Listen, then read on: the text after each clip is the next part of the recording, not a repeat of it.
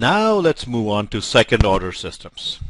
So far you looked at first order systems that contained a single energy storage element such as a capacitor. So a circuit containing a voltage source, a capacitor, and a resistor was a first order circuit.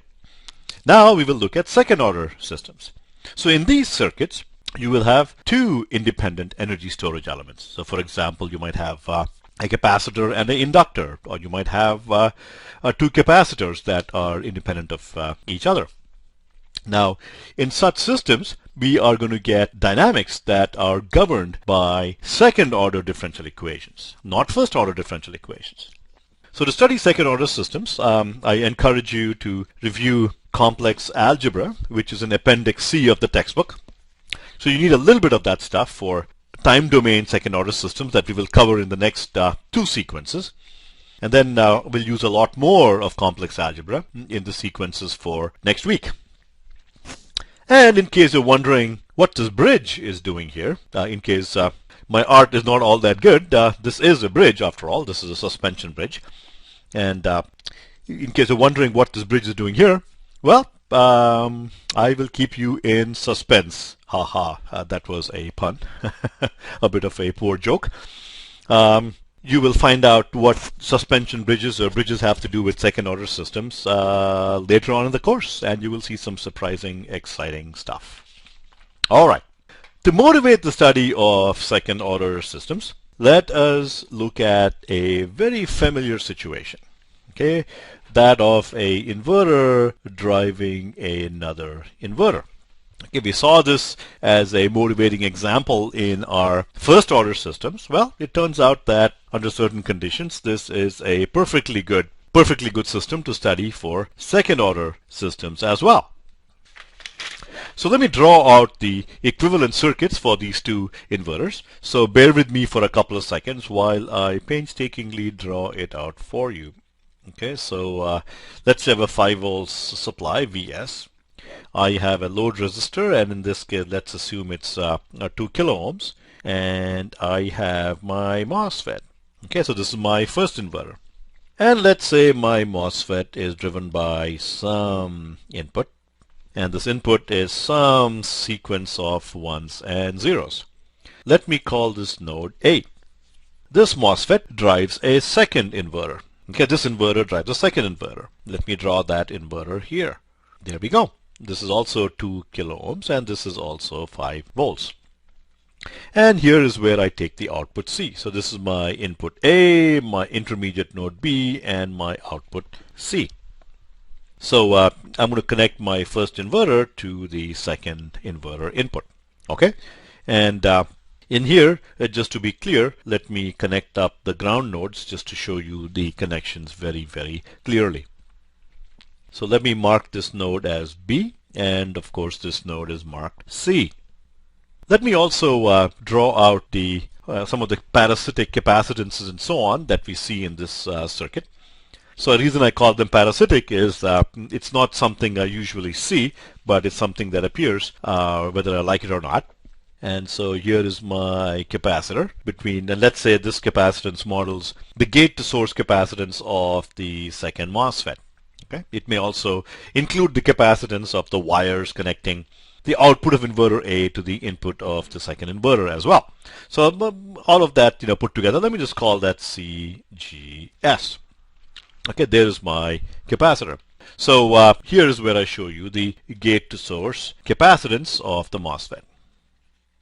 Okay, let me mark these nodes with some colors. So as I draw them out, I can use some nice little colors to show them.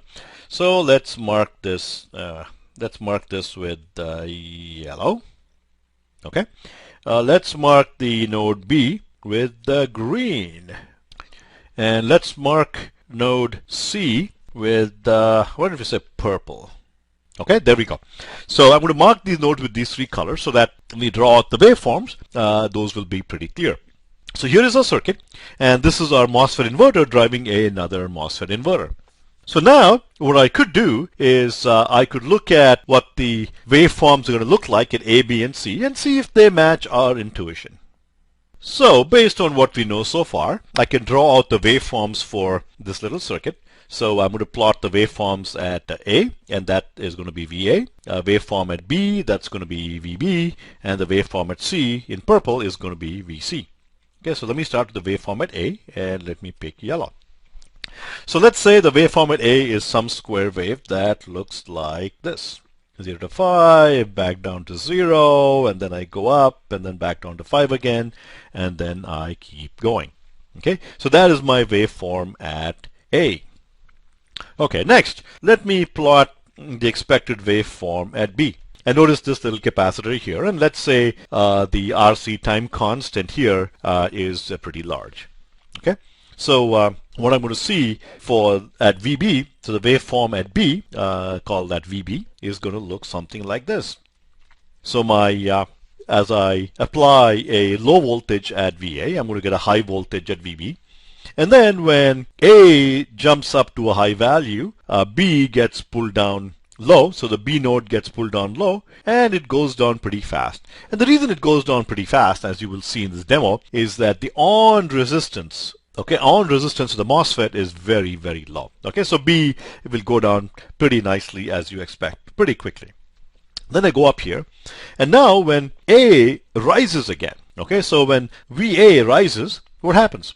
When when VA falls. So when VA falls here, the first transistor is going to shut off, and the node B needs to be pulled up to a high value.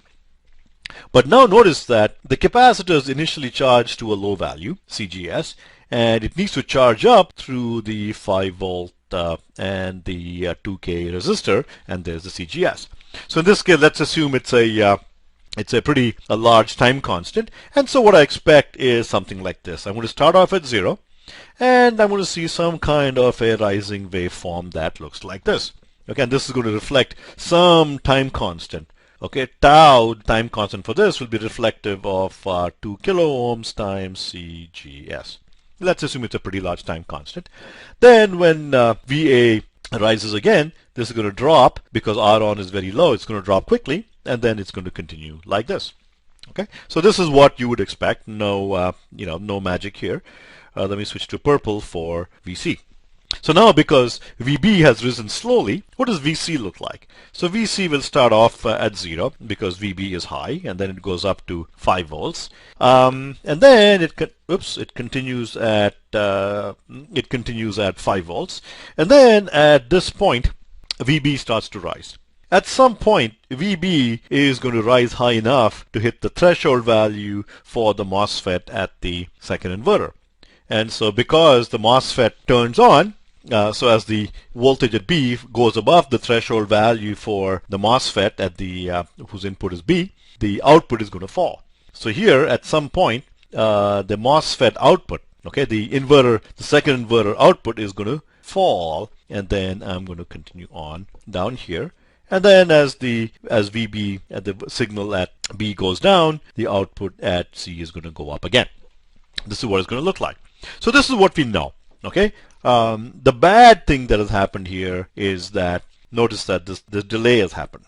Okay, because my green signal, the signal at B rose slowly. Okay, it took some time to cross the threshold voltage for the inverter, the MOSFET in the inverter, the second inverter, and so I get some delay. Okay, so my falling happens a little bit after the signal falls at VA. Okay, there is some delay. Okay, we understand that. Okay, there's no magic here. We understand it, and this is explained by RC circuits. Okay, this is all that you know about. Okay, there's nothing new here. Okay, I'm going to show you a demo, and this is simply going to confirm what you already know. Okay, and after you see this demo, I'm going to pull the rug out from under your feet. Okay, so let's start by seeing something that we all know about.